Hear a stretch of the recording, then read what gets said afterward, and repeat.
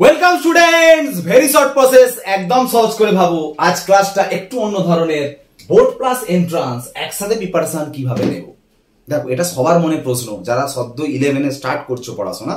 এটা প্রচুর কোয়েশ্চেন থাকে ছেলে মেয়েদের মধ্যে যে আমি বোর্ড 11-12 ফাইনাল মানে এইচএস রেজাল্টও করতে চাই, আবার আমি ডাব্লিউবিজেই বা নিটে একটা ভালো সাকসেস জায়গায় যেতে চাই।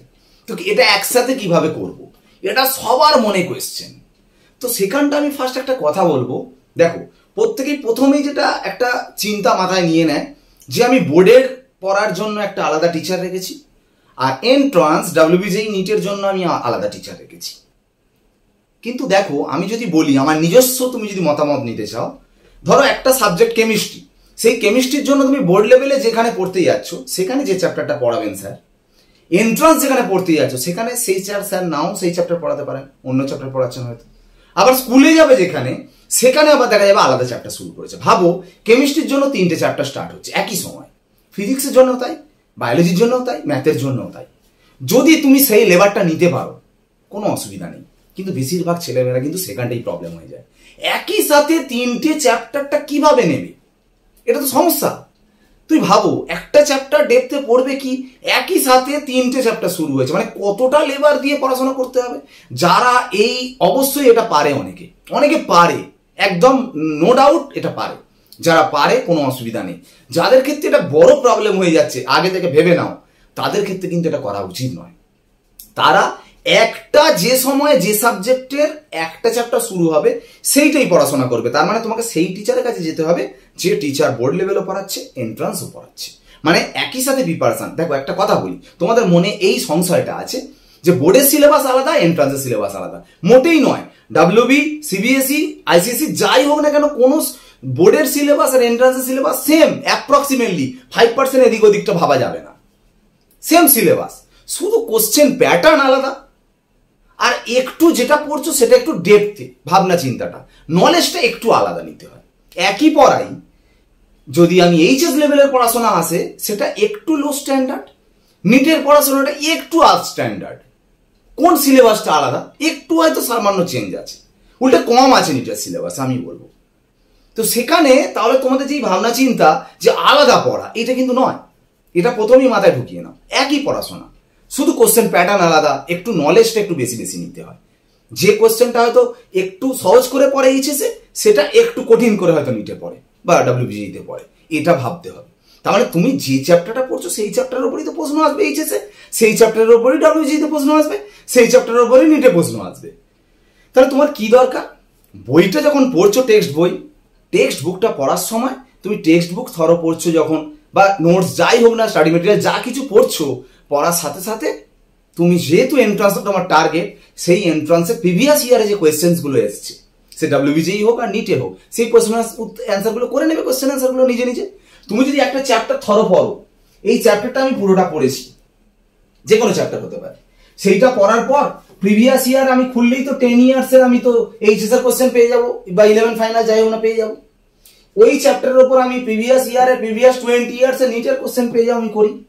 প্রিভিয়াস ডাব্লিউবিজেই কোশ্চেন পেয়ে যাও, আমি করি। তারপর যদি আরো কোশ্চেন করতে পারো, কত মক টেস্টের কত সেট আছে, তুমি সেগুলো করতে পারবে। সেগুলো করো না, কোনো একটা চ্যাপ্টার করে তার উপরে করো। 3 জায়গা থেকে শুরু করে শুধু এরকম একটু একটু করে অল্প অল্প খাবুজ করে তুললাম, সেটাতে কোনো কাজ হবে না, বুঝলে পারলে? এবার একটা কথা বলি, তাহলে একটা চ্যাপ্টারের উপর ডিটেলস কোশ্চেন অ্যান্সারটা তুমি করছো, ঠিক আছে? এইটা কিন্তু ভালো করে মাথায় রাখতে হবে। আর একটা যেটা খুব ইম্পর্টেন্ট একটা পয়েন্ট, যেটা তুমি বলবে যে আমি এইভাবে পড়াশোনা করলে একটা প্রবলেম হচ্ছে। কোথায় প্রবলেম হচ্ছে? যেটা বড় বড় ইনস্টিটিউশনে ভর্তি হওয়া আর নর্মাল বাড়িতে পড়াশোনা বা কোনো একটা স্যারের কাছে পড়ার মধ্যে ডিফারেন্সটা কোথায়?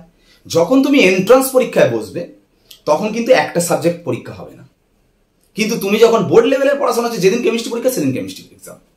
কিন্তু যখন তুমি এন্ট্রান্স দিতে যাচ্ছ, 11-12 একসাথে এন্ট্রান্স হচ্ছে, তাও আবার ফিজিক্স, কেমিস্ট্রি, বায়োলজি একসাথে, বা ডাব্লিউবিজিতে ফিজিক্স, কেমিস্ট্রি, ম্যাথ একসাথে, ভাবো, আবার 11-12 মিলিয়ে। আর তুমি বোর্ড লেভেলে পরীক্ষা দিতে যাচ্ছ যখন, তখন শুধু 11-এর এক্সাম দিতে যাচ্ছ, তাও আবার একটা সাবজেক্ট। এইটা ডিফারেন্স। তার মানে তোমাকে প্র্যাকটিসটা রাখতে হবে কি, তুমি যখন এক্সামটা দেবে একই দিনে একই সময় ফিজিক্স, কেমিস্ট্রি, বায়োলজি বা ফিজিক্স, কেমিস্ট্রি, ম্যাথামেটিক্স একসাথে এক্সাম দিতে হবে। সেটা নিজেই করা যায়। তুমি ভাবো, স্যারের কাছে, কেমিস্ট্রি স্যারের কাছে একটা চ্যাপ্টার শেষ হয়েছে, ফিজিক্স স্যারের কাছে একটা চ্যাপ্টার শেষ হয়েছে, বায়োলজি স্যারের কাছে একটা চ্যাপ্টার শেষ হয়েছে। এই যে তিনটে চ্যাপ্টার শেষ হলো, তুমি স্যারের কাছে কোশ্চেন চাইতে পারো।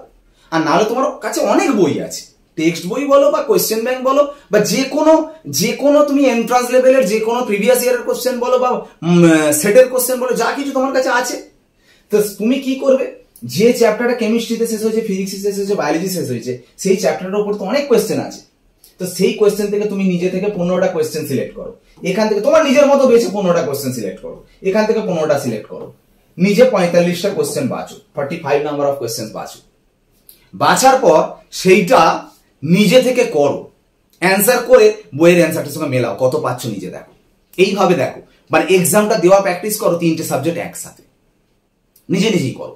তারপরে যখন দেখা যাবে যে 11টা বা 12টা যাই হোক না কেন, অনেকটা চ্যাপ্টার হয়ে গেছে, ধরো 5টা করে চ্যাপ্টার হয়ে গেছে, তখন কিন্তু কি করতে হবে বলো তো, কেমিস্ট্রি 5টা, ফিজিক্স 5টা, বায়োলজি 5টা, এই 15টা চ্যাপ্টার নিয়ে একসাথে পরীক্ষা দিতে বসো। কিন্তু এক্সামের কোশ্চেন হবে কিন্তু সেই 50 নম্বর, মানে তার মানে একটা চ্যাপ্টার থেকে মাত্র অল্প কিছু প্রশ্ন আসবে, কারণ এটাই তো নিয়ম। কারণ তোমার যখন এন্ট্রান্স এক্সাম হচ্ছে 11-12 মিলিয়ে এক্সাম হচ্ছে, কেমিস্ট্রিতে কটা কোশ্চেন থাকছে, তার মানে একটা চ্যাপ্টার থেকে একটা কোশ্চেন আসবে কিনা সন্দেহ, ভালো করে ভেবে দেখো। তার মানে তুমি আস্তে আস্তে যত শেষের দিকে যাচ্ছ, এরকম শেষের দিকে হবে 10টা চ্যাপ্টার 10টা চ্যাপ্টার 10টা চ্যাপ্টার, 3টে 10টা চ্যাপ্টার একসাথে এক্সাম দিতে বসো। কিন্তু 10টা চ্যাপ্টার মানে এরকম নয় যে 70 এত কোশ্চেন হবে, কোশ্চেন কিন্তু সেই থাকবে হয়তো 10টা চ্যাপ্টার থেকে 10টা কোশ্চেন, এই 10টা চ্যাপ্টার থেকে 10টা কোশ্চেন, ওই 10টা থেকে 10টা কোশ্চেন। তাহলে দেখো, তার মানে তুমি যখন এন্ট্রান্স এক্সামে বসতে যাচ্ছ, মেন তুমি এট এ টাইম সব সাবজেক্ট সব চ্যাপ্টার পড়ে যেতে পারছো কিনা সেটাই তোমার টেস্ট হচ্ছে, যেটা তোমার বোর্ড লেভেলে হয় না। তার মানে তোমার প্রিপারেশনটা তুমি নিজে থেকে এরকম ভাবে নিতে থাকো, যেদিন এক্সাম দেবে একসাথে দিচ্ছ, ঠিক আছে। আরেকটা ব্যাপার কি, তার মানে যত শেষের দিকে যাবে তুমি এরকম ভাবে এক্সাম দাও, আর পরে যখন ফাইনাল এক্সাম হয়ে যাবে, তুমি তো একদম চ্যাপ্টার শেষ হয়ে যাচ্ছে অল, তখন তুমি যে কোনো সেট পেয়ে যাবে, 11-এর টোটাল সেট পেয়ে যাবে, সেই দিকে নিজে নিজে এক্সাম দাও। লাস্ট ভাইটাল পয়েন্ট হচ্ছে টাইম ম্যানেজমেন্ট। শোনো, কেউ এন্ট্রান্সে 100% অ্যাটেন্ড করবে না, কেউ 100% পারেও নি। 100% কেউ পেরেছে? সবাই প্রিভিয়াস ইয়ার দেখবে যে নিচে এবছরে যে হাইস্ট পেয়েছে সে কত পার্সেন্ট মার্কস পেয়েছে, ডাব্লিউবিজেতে যে মার্কস পেয়েছে সে কত পার্সেন্ট মার্কস পেয়েছে। তার মানে ভাববে সে কোশ্চেন ছেড়েছে না ছাড়েনি, অবশ্যই ছেড়েছে। তার মানে কোশ্চেন ছাড়াটা তোমার আর্ট, কোশ্চেন ছাড়া আর্ট মানে তোমাকে যে কোশ্চেন দেবে সেই কোশ্চেনের মধ্যে দেখবে প্রথম কিছু এমন কঠিন কোশ্চেন থাকবে, প্রথম হয়তো দেখা গেল প্রথম এক একটাই একদম এত কঠিন, তুমি শুধু ওই এক একটা না পারা পর্যন্ত 2 হাত যাচ্ছ না, দেখা যাবে 2 থেকে সব সহজ, তুমি ওখানে সময়টা ব্যয় করে ফেললে। তোমাকে বুঝতে হবে মোটামুটি অল ওভার চ্যাপ্টার কিন্তু অ্যাট এ গ্লান্স চেয়ে মোটামুটি যেগুলো ভেরি ভেরি ইজি সেগুলোকে আগে করে নিতে হবে। কারণ টাইম ম্যানেজমেন্ট, এই যে এক্সামগুলো দেবে তুমি কোন টাইম, কতটা টাইমের মধ্যে করবে, যে কোনো টাইম না, এই যে এক্সামগুলো তোমার টাইম ম্যানেজমেন্ট করতে হয়। মানে তোমার নিটে এত কটা কোয়েশ্চেন দেয়, তার জন্য এত মিনিট, তাহলে সেই মতো তুমি যখন নিজে নিজে এক্সাম দিতে বসবে, ভাবো আমি 50 নম্বরের এক্সাম দেবো, কত মিনিট টাইম, সেই মতো ঐকিক নিয়ম করে নেবে এতক্ষণ টাইম, সেই টাইমের মধ্যেই তোমাকে অ্যান্সার করতে হবে। এইটাই কিন্তু বিরাট ভাইটাল পয়েন্ট। তুমি যতক্ষণ টাইম দিলে তো সবাই অ্যান্সার সব করে দিতে পারবে, টাইমটা কিন্তু মেন হচ্ছে তুমি যখন পরীক্ষা দিতে বসবে, দেখা যাবে 3টে সাবজেক্টের মধ্যে 2টো সাবজেক্ট যদি ফুললি করতে যাও, একটা সাবজেক্টের কোনো অ্যান্সার করতে পারবে না, টাইম তার মধ্যে শেষ হয়ে গেছে, অথচ তোমায় করতে হবে। তাহলে বাবু টাইম ম্যানেজমেন্ট বিরাট প্রবলেম। তার মানে টাইম ম্যানেজমেন্টটা সেইভাবে তোমায় করতে হবে, ওই টাইমের রেসপেক্টে অতগুলো কোশ্চেন অতগুলো একসাথে করতে হবে। তার মানে তুমি এন্ট্রান্সের জন্য শুধু কি ভাবনা, যা যেমন যেখানে যা পড়ছো সেই পড়াটার সাথে সাথেই তুমি এন্ট্রান্সের কোয়েশ্চেন কেমন হয় সেগুলো দেখো, দেখি নিজে নিজে টেস্ট দাও। মেন পারাটা বড় কথা নয়, তার মানে এন্ট্রান্সে যেটা হচ্ছে একসাথে সব সাবজেক্ট সব চ্যাপ্টার আবার ওই টাইমের মধ্যে করতে হবে, এটা মাথায় ঢোকাও। তোমার যখন 11 ফাইনাল পরীক্ষা শেষ হবে, তোমার সব তুমি তো 11 ফাইনাল পরীক্ষা দিতে যাচ্ছ সব সাবজেক্ট আলাদা আলাদা দিনে, আজকে কেমিস্ট্রি পড়ে যাচ্ছ, 2 দিন পরে আবার ফিজিক্স একসাথে রাত জেগে পরীক্ষা দিতে যাচ্ছ। কিন্তু যখন এন্ট্রান্স এক্সাম হবে সব একসাথে পড়ে যেতে হবে। কারণ ভাবো যখন 11 ফাইনাল হয়ে যাচ্ছে, তার পরের দিনই তুমি বসে কি করে বলো তো, একদিনে ফিজিক্স কেমিস্ট্রি বায়োলজি ম্যাথ পারলে ম্যাথ 4টে সাবজেক্ট একসাথে 100 নাম্বারের একটা কোশ্চেন করে নিজে ওই টাইমের মধ্যে দেখো কটা অ্যান্সার করতে পারছো, কটা চ্যাপ্টার নিজে করতে পারছো, এটাই তোমার এক্সাম। তখন তুমি নিজে থেকেই সব করতে পারবে, শুধু যত শেষের দিকে যাবে সব চ্যাপ্টারগুলো একসাথে মনে আছে কিনা, একসাথে সব সাবজেক্ট সব চ্যাপ্টার পারছি কিনা, এটাই সব থেকে ভাইটাল ব্যাপার। এন্ট্রান্স আর বোর্ডের এই পার্থক্য। তুমি যদি এটা করে নিতে পারো তাহলে কোনো ব্যাপার নয়, তুমি যে টিচারের কাছে পড়ছো, যে বই পড়ছো, তার সাথে একটু কোয়েশ্চেন অ্যান্সার প্যাটার্নটা সম্পর্কে একটু আইডিয়া রাখতে হবে, তাহলেই কিন্তু তুমি বোর্ডে এক চান্সে একটা ভালো সাকসেস জায়গা চলে যাবে। ওকে, আজকের ক্লাস এখানে শেষ করলাম, বাই।